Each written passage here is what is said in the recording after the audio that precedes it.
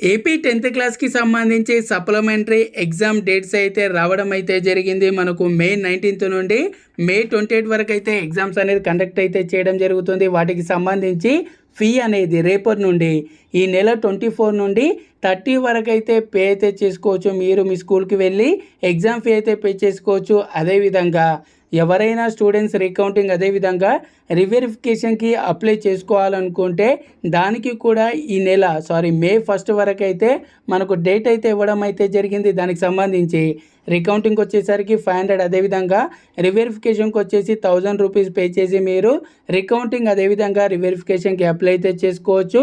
Supplementary exams మాత్రం మే 19th నుండి 28 వరకు అయితే కండక్ట్ అయితే చేయడం అయితే జరుగుతుంది.